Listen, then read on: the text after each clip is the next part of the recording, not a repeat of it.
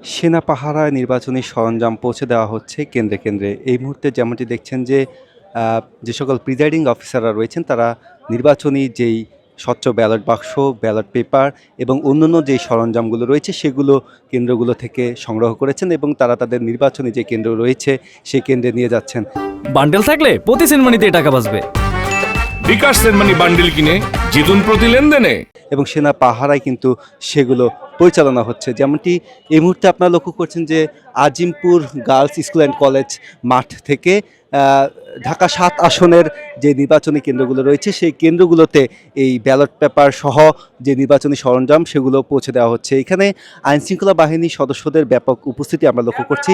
সেনাবাহিনীর পাশাপাশি আমরা লক্ষ্য করছি যে পুলিশ, আনসার এবং আনসার ভিডিপি সদস্যরা তারা এখানে রয়েছেন এবং এখানে যে বুথগুলো রয়েছে সেই বুথগুলো থেকে কেন্দ্রগুলোর ব্যালট পেপার, স্বচ্ছ ব্যালট বাক্স সহ অন্যান্য সরঞ্জাম পৌঁছে দেওয়া হচ্ছে।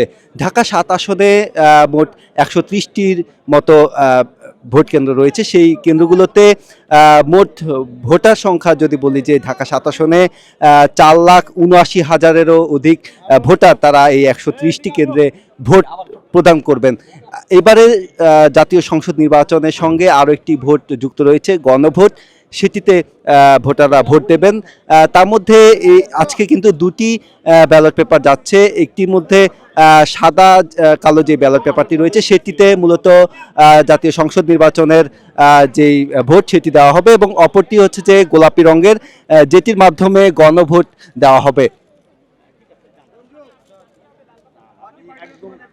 যেমনটি দেখছেন যে নির্বাচনের সঙ্গে সংশ্লিষ্ট যে সকল প্রিজাইডিং কর্মকর্তা এবং অন্যান্য যে কর্মকর্তারা রয়েছেন তারা আনসার পুলিশ এবং আনসার ভিডিপির সহযোগিতায় তারা তাদের যেই ভোট কেন্দ্র সেই ভোট কেন্দ্রে তাদের যে নির্বাচনী উপকরণগুলো রয়েছে সেগুলো নিয়ে যাচ্ছেন এবং প্রিজাইডিং অফিসাররা এই কেন্দ্রগুলোর যেই সরঞ্জাম সেগুলো এখান থেকে বুঝে শুনে তারপরে সই করে সেগুলো নিয়ে যাচ্ছেন।